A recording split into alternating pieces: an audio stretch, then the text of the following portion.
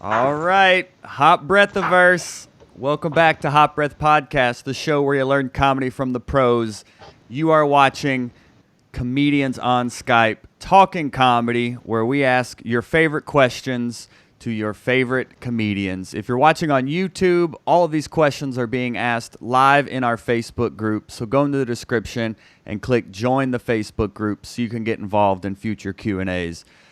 But today's guest, he embodies the spirit of Hot Breath, that self-made independent hustle. Please bring a warm welcome for the one and only Ted Alexandro, ladies and gentlemen. Give it up for Ted. Yeah. Thank you, everyone. I'm going to be reading The Very Hungry Caterpillar to you.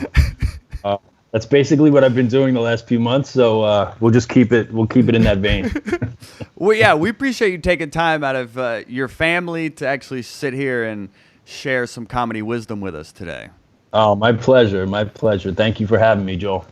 So I've personally been a huge fan, and I know several of our listeners have, as people are already commenting with their questions. But listeners, go ahead and get into your questions. Go ahead and start posting them, and I'm going to selfishly ask a few here. Oh, and Wayne already said, enjoyed stay at home. Every day I get a scare too, LOL.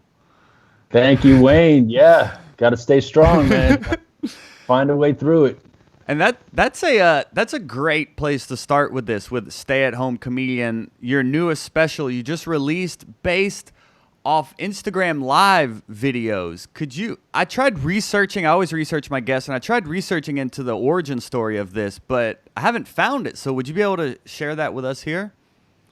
Sure thing. Yeah. So basically, once the pandemic hit and once the quarantine specifically hit, comedy clubs were shut down. I had been touring with Jim Gaffigan, and we were actually just on our way to Mexico. We were about, I think, a few days away from doing a week in Mexico.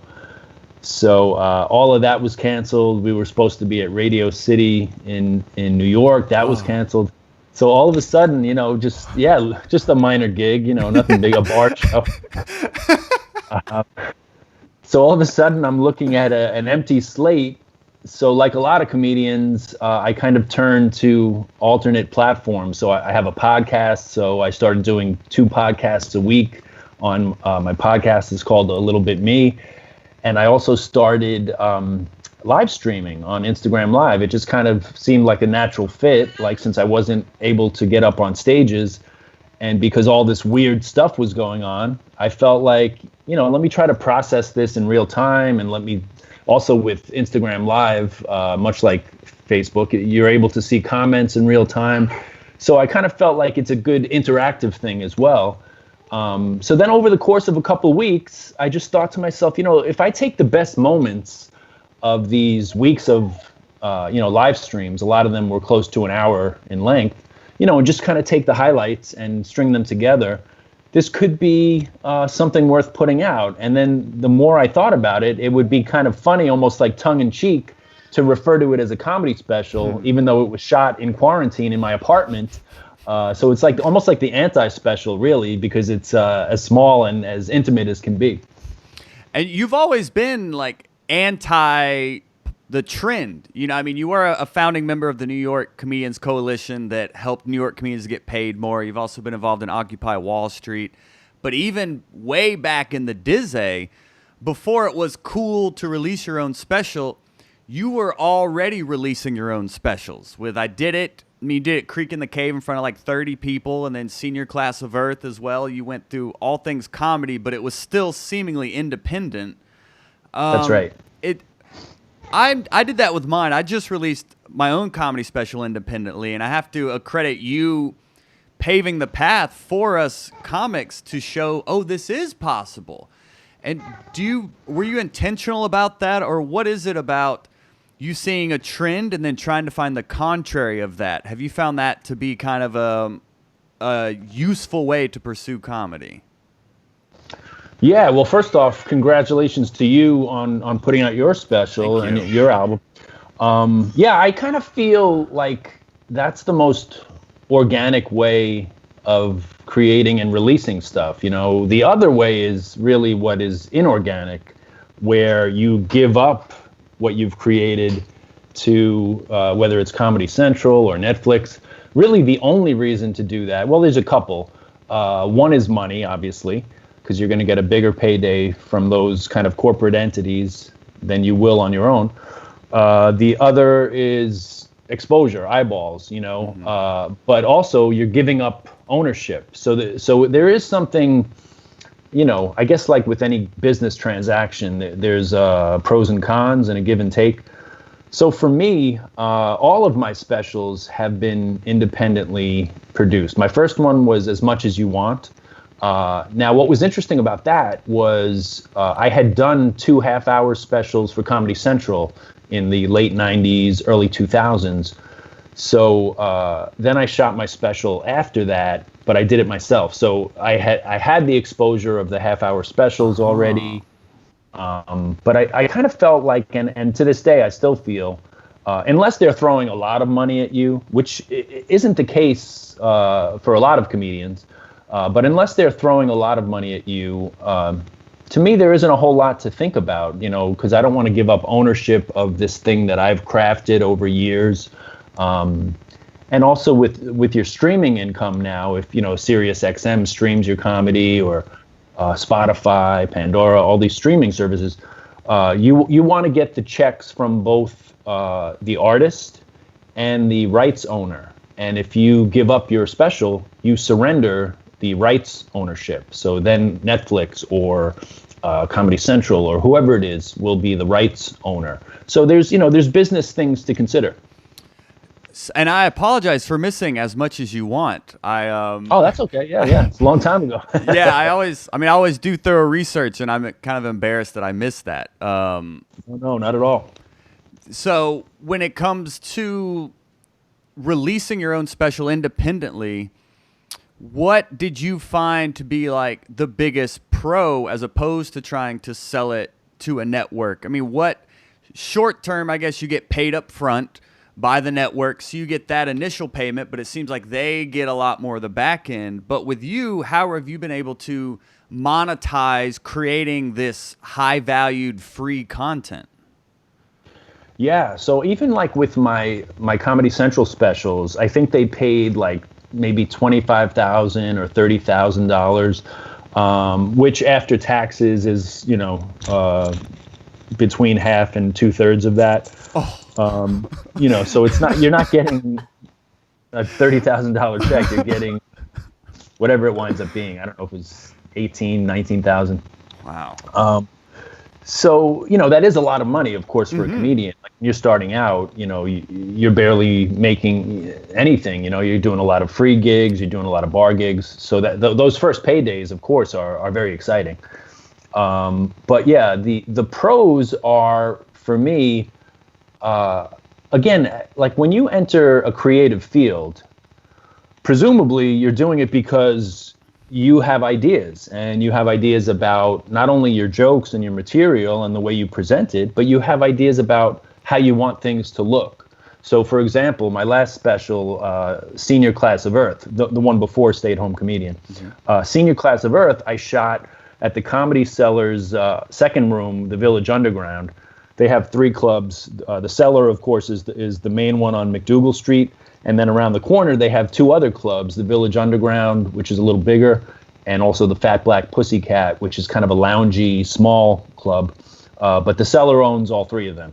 So I shot Senior Class of Earth at the Village Underground, which seats about 200 people. But to your question, I had ideas about like how I wanted it to look. Like when you do a special for Comedy Central or Netflix or whoever, a lot of those decisions are taken out of your hands. How you want it to look, the staging, the lighting. So for Senior Class of Earth, I worked with my director, who I've done a lot of things with, 2 of my specials, 3 now, including Stay at Home Comedian. And we designed, like, we wanted it to kind of be smoky, kind of like an intimate club feel, with kind of red lighting and different types of looks.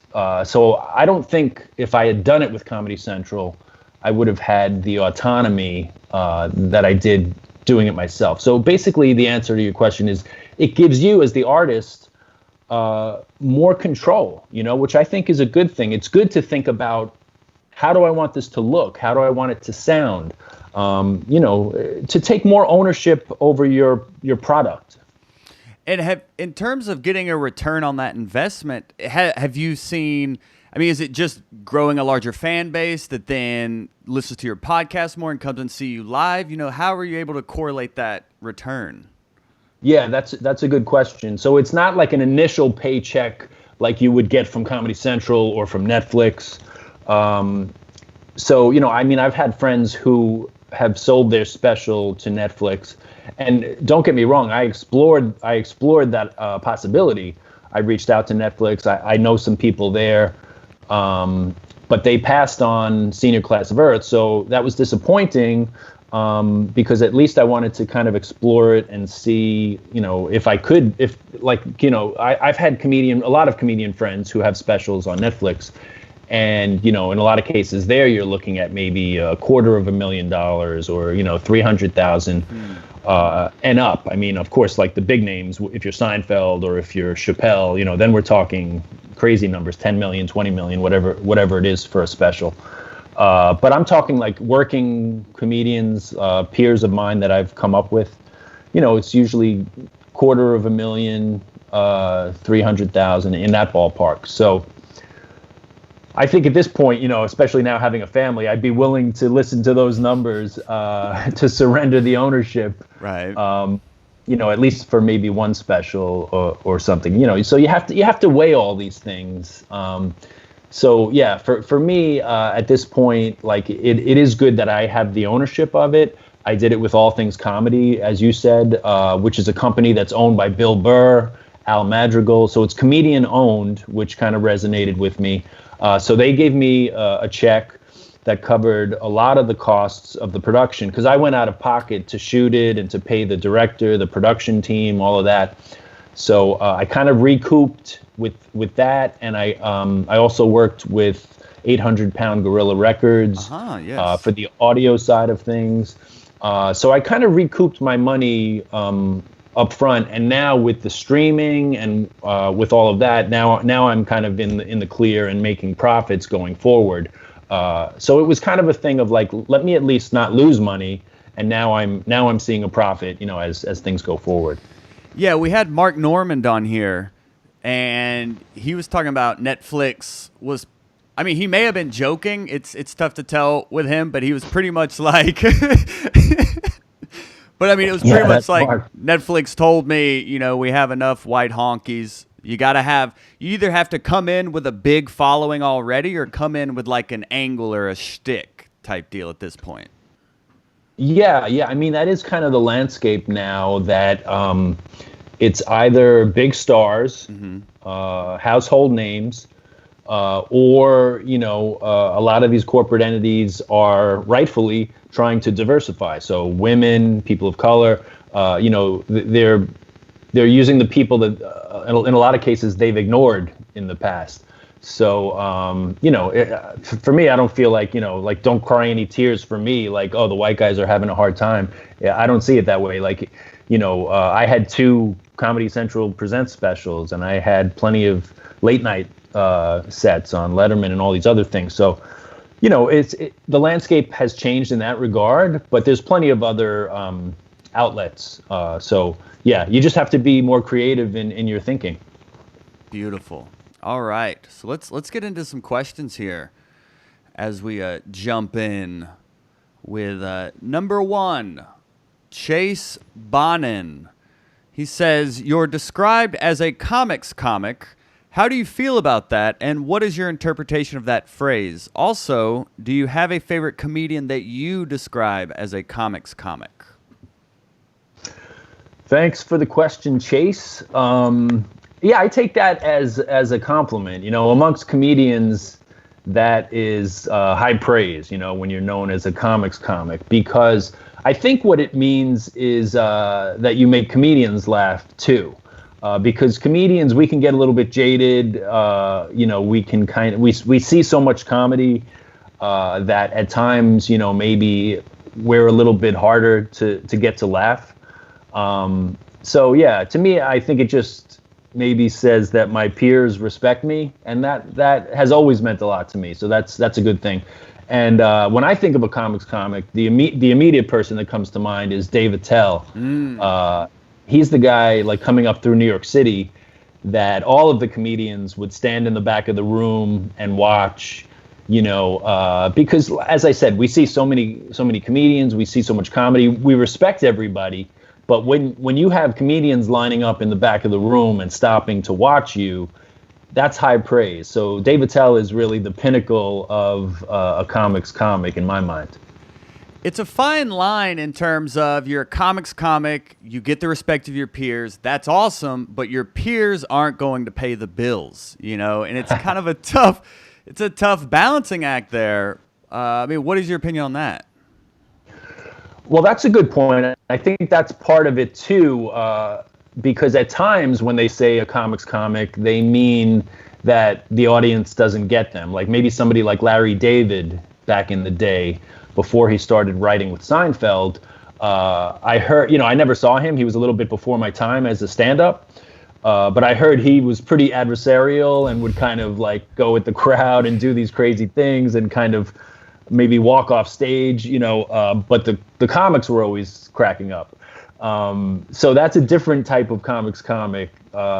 I don't really see myself in that category. Like I try to make the crowd laugh, and I don't really have an antagonistic relationship with the audience.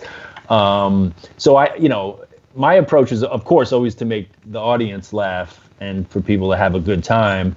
But yeah, the fact that comedians also respect me is important to me. But yeah, I know what you're saying. Like at times there are people that the business doesn't know what to do with because they're too bizarre, or comedians love them, but maybe the crowd doesn't get them, or they're too avant-garde.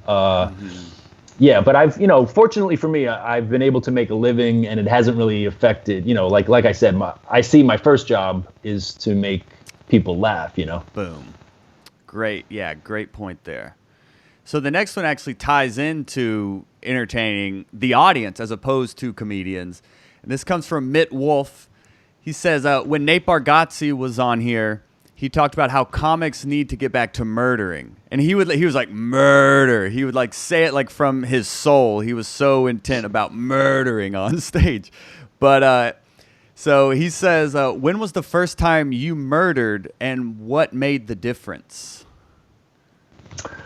Thank you for the question. I can't really remember the first time I murdered, but I did feel comfortable on stage pretty early on because I had done a lot of acting in high school and college. So being on stage was not foreign to me at all.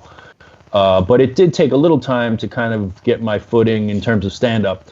But I do remember like killing maybe in the first, few years where I kind of felt like, I think I'm onto something here, and I have a style, and yeah, I mean, it's a great feeling. But I'm sure Nate probably alluded to this. There's different types of murdering or killing. Like if you're doing it like in a way that feels cheap to you, and as a young comic, that can be the danger. If you have something that kills, but maybe it's maybe it's cheap in whatever way, and that's kind of a little bit of a trap that young comedians tend to fall into, because when as he said, when you kill, it feels so good, but it has to square with your integrity too, and that varies from person to person. So you'll know if you're killing with a cheap laugh or something that doesn't really square with your integrity, versus if you kill with something that is coming from your voice and is authentic. That's the best feeling, because then you don't have any qualms about it.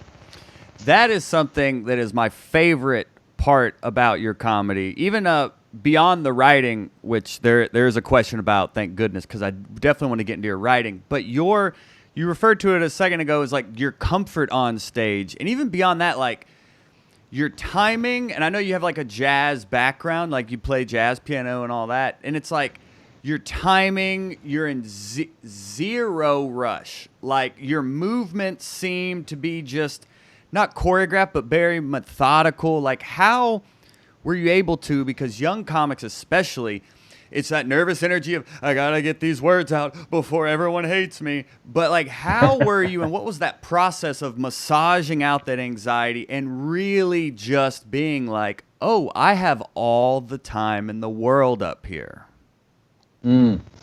Yeah, well, that's a good point. I think the trap is to feel rushed, and the trap is to feel like there can't be any silence, there can't be any dead air.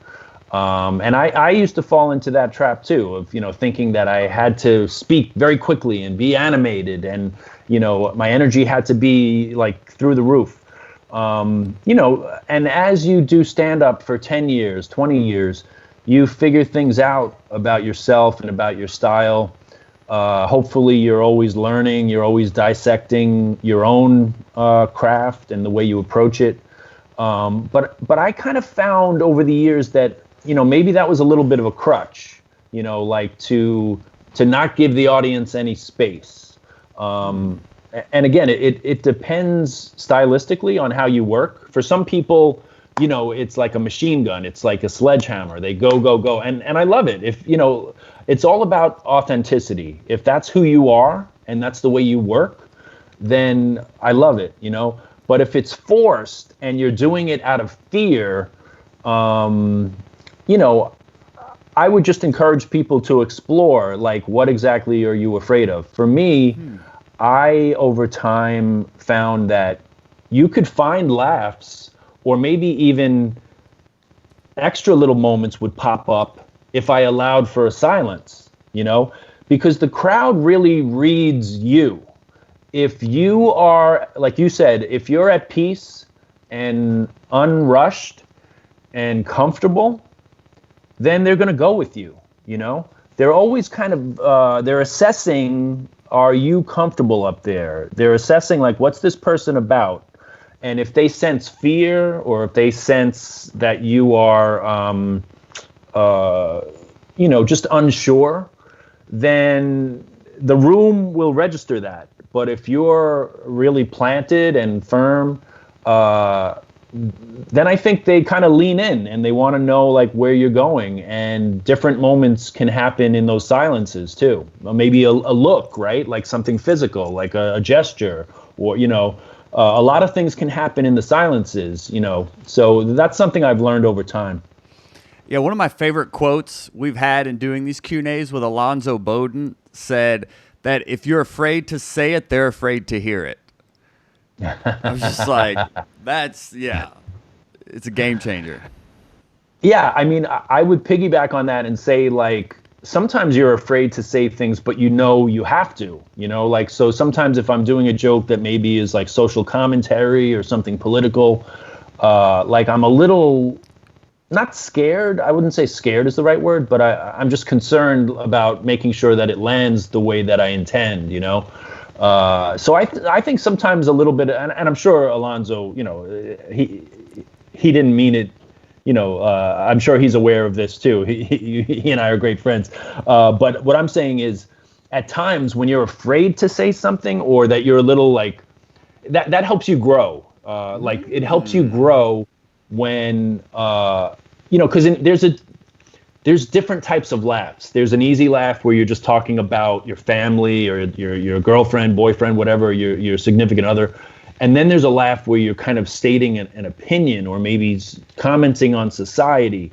So there's different types of colors within the course of your act. So those types of things might require a little bit more, you have to be a little more resolute in I'm going to plant my feet and I'm going to say this. And this is perfectly tying into Steven Rogers' next question, where he says, how do you come back to a bit you believed in but couldn't get to work? That's a good question, Steven. There's a lot of bits like that.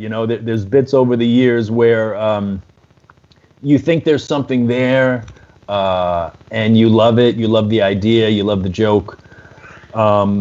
Ultimately, you have to listen to the crowd, though. If it's dying night after night for months on end, maybe it's time to put it on the shelf. It doesn't mean that don't do it forever, because I've had jokes that I came back to a year later, 5 years later, and you just rework it. So if you really believe in something, don't retire it, but maybe just keep working on it. Put it on the shelf, give it a little time, rework it in your notebook. Sometimes it's a process. Like I said, if there's a degree of difficulty with a joke, like I said, if it's about relationships, or if it's about like taking a shit or whatever, like people are gonna just laugh because whatever. It's just they know you're joking. But if it has a higher degree of difficulty, then that might take some time. It might take years. So. To answer your question, Stephen, if you feel strongly about it, just keep trying it. But if it never works, then you gotta think like, all right, maybe I gotta put this on the shelf for a while. So when you talk about taking it to like the page, and you're like, maybe I need to rework it on the page, Wayne Flake asks, like, what is your favorite writing technique? And maybe make that plural in terms of like, what are some of your go-to writing techniques to kind of put your jokes through a checklist type deal? Yeah, well, when I started, my main technique was to write every day. Sit down for 2 hours, and that was a block of time that worked for me. It's different for everyone, but I would encourage people to go for 2 hours, because sometimes in that first hour, nothing really comes. Sometimes you're sitting there and maybe just a few sentences or whatever. But if I'm in this chair for 2 hours, my phone is off, I'm not looking, and I write with a pen and paper too, mostly, because I don't want the distraction of potentially logging onto the internet or looking at my Facebook or whatever else. So for me, pen and paper means it's just me. I'm in this chair, I'm with my thoughts. And I know I'm here for 2 hours. I don't care what happens. I don't care what distractions come up. I'm just staying and writing. And if you do that for 5 days a week, for a month, for 2 months, for 6 months, really what you're doing is you're learning your voice. You're learning your process. You're spending intimate time with yourself, which is important, because when you go up in front of a crowd, you are making a request for their attention. You're asking for their focus to be on you. So what have you done to earn that? Have you put in the time? Have you put in the hours? Do you know what you have to say? Because if you don't know what you have to say and you don't know who you are, it begs the question, do you really deserve to ask a room of people to listen? Now, of course, you do deserve it because you're a human being and you're offering your thoughts and you're offering, your creativity. So that has its own merit. But I'm talking about in the grand scheme of like being a professional and getting everything. I'm not just talking about an open mic at a coffee shop. Don't get me wrong. Everybody has the right to get up on stage. That's great. But I'm talking about really sitting with yourself and discovering who you are. So that takes time, and you really have to give your craft the proper respect and the proper time. So over years, that develops. Another thing that I did was early on, study everybody, whether it's people that you're working with, but study the greats. Study Richard Pryor, George Carlin, everyone, Moms Mabley, everyone that you can think of. Bob Newhart, Stephen Wright, on up through Chappelle, just study everybody who really owns their craft, And another thing that I would do is when I had my jokes, sometimes I would recite them in other people's styles. I would say to myself, like, how would Stephen Wright deliver this joke? How would George Carlin deliver this joke? Because what that does is those people have very distinct styles, right? Stephen Wright is kind of low-key, deadpan. dry. Carlin is more high energy, more physical. So sometimes, like Sam Kinison, whoever it is, think of different styles, and it's really just an exercise for you to say, like, am I getting everything out of this joke that I can be, that fits my style, as you're figuring out your style. Because if you try it in whoever's, fill in the blank, if you try it in Gary Goldman's style or whoever, maybe you'll find one little moment in the joke that wasn't there before. Maybe a pause, maybe a facial gesture, maybe something physical. Maybe you'll be louder because you tend to be quiet, or vice versa. So yeah, I think exploring different people's voices when you're starting out is a good mental kind of exploration. And let's take a step back to this 2-hour writing, because it's very romantic as comedians. I'm going to sit down and write every day. And I feel unfortunate with this comedy group we're in here at Hot Breath that we do a Write 10 Club every day, where we show up and write for 10 minutes just to have some sort of daily ritual, some sort of daily habit and social accountability. But 2 hours, how were you able to commit to this? What mindset or what habits did you set in place that, like, I'm doing this no matter what? Well, first off, I would commend anyone who's doing the 10 minutes, because when you establish those habits, that's a positive, no matter how much time it is. And like you said, accountability, and there's a social aspect of kind of having, like a bit of a binding contract of sorts. Mm-hmm. So all of that is good stuff. But you have to really assess, like, what are your goals? If your goal is to be a professional comedian, if you want this to be your job, I would suggest that you approach it as such. 10 minutes is a good start, but that's likely not going to get you to where you want to be as a professional. To be a professional, you have to kind of get out of your comfort zone. And I think it's important to create habits that you'll look back on with pride, and you'll say, wow, I remember when I was starting, I worked harder than I thought I could, because I look back, I was teaching, I was going to school, I was working at a supermarket, and I was doing the open mics 5 nights a week. I was writing 2 hours a day.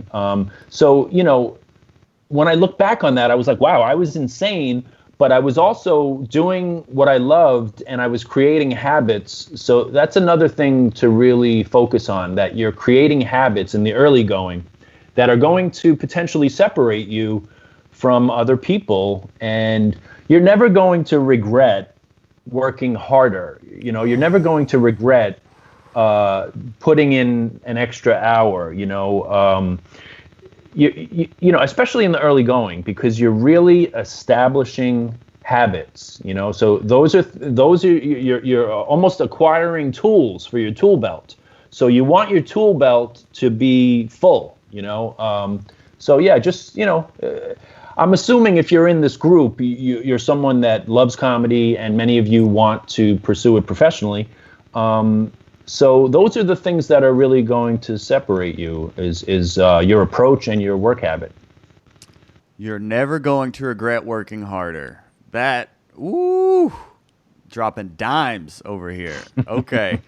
So let's get to Jerron's, because this is an important one as well when it comes to actually the mindset behind being a professional comedian. There could be a lot of self-doubt, and Jerron Young asks, what self-doubt or resistance did you feel in the beginning of your career, and how do you deal with it now? Thanks, Jerron. Yeah, I would say that, that's just part of the deal, especially when you're starting. You feel self-doubt all the time. You wonder, like, do I belong? Is this funny? What am I doing? Yeah, you have all sorts of doubts in the early going.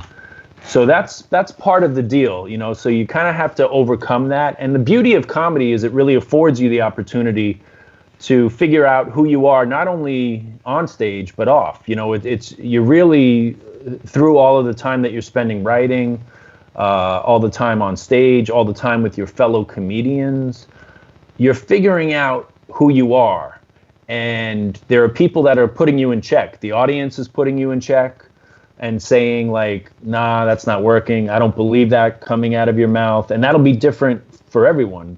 They'll believe it coming out of one person's mouth, but they won't believe the same bit coming out of that person's mouth because it just doesn't jibe with what they're looking at, So it's really a process of like, what does the audience believe coming out of my mouth? And what that does over years is it lets you know who you are. It lets you know what your voice is. So yeah, and also your fellow comedians let you know, like, that's not really working. That like your fellow comedians will kind of also tell you, what works, what doesn't. But over the years, those self-doubts start to shed because you accumulate so much stage time, you accumulate successful experiences.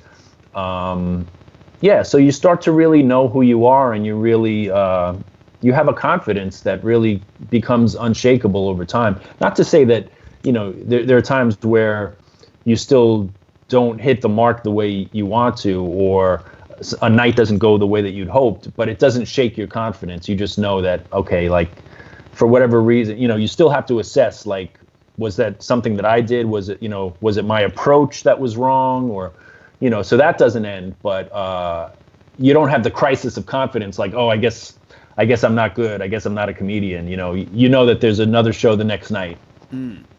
And we'll wrap up with this one because it's actually something you just referred to, and that is finding your voice, which every comedian wants to do. So Trent Babb asks, what advice do you have for finding your voice? Well, Trent, I would say the main thing is doing it. Just, again, if you relentlessly work, the writing process, it has to be the thing that's very odd and almost singular really about stand-up comedy is that the two components of it couldn't be more different. You're creating something in solitary kind of, in solitude. You're alone in a room, right? You're alone with your thoughts. The quiet, just kind of sitting there and brainstorming and daydreaming really. And then the execution of it is in a room full of people and noise and sometimes chaos and drinks and food. And so it's two very different, environments in which the creation takes place and then the performance takes place. But you have to put time into both. The writing is that time with yourself and knowing this is how my brain thinks, this is how I create, the intimacy of knowing yourself. And then also the time on stage performing. Those are really the steps of finding your voice. And you have to also be gentle with yourself. I would encourage you to not be harsh because a lot of times we can be overly critical and overly harsh and kind of shoot ourselves down. But really, I would encourage you to lift yourself up. If you're putting in the work, then pat yourself on the back and say, even if it doesn't go great, if you're putting in the work, then, make sure that you're being kind with yourself and being gentle with yourself because what you're doing is not easy, So, just immerse yourself in it, do the work, and then there's going to be nights that are difficult. There's going to be days when you miss the mark, but that's life, that's part of being human. I would encourage people to be kind to yourselves as well. Well, we hit the mark with this one, Ted. You are a comedy sensei, and the Hot Breath of Verse thanks you for your valuable time. In closing, is there any of your favorite comedy advice or anything you can bestow upon us as we exit this? Well, thank you, Joel, for having me. It's a real pleasure, and thank you to everybody who's watching and submitting questions. I would say, that it's really a lifestyle choice, when you get into comedy or you get into the arts. So, it's not something that is separate. You can't really compartmentalize it. It's really your life. It's the way you see the world. It starts to become your social circles. So really, you have to kind of you have to jump in with both feet, and but it's very rewarding too, because you kind of start to shed a lot of the insecurities that a lot of people have, because you've worked for something and you've worked on yourself. So there's a real reward in that process of, it's really exploration. The whole thing is exploration and creativity, and also the act of giving. You're to show up in front of a room full of strangers night after night and give of yourself it's a beautiful act. Of course, there's ulterior motives, and you want to do well, and you want to kind of move up the ranks and get on television and all the other things. But I think at its core, the most simple aspect of what it is a selfless act of wanting to connect with people and wanting to bring people together and have a good time. So, that's really the root of all of it.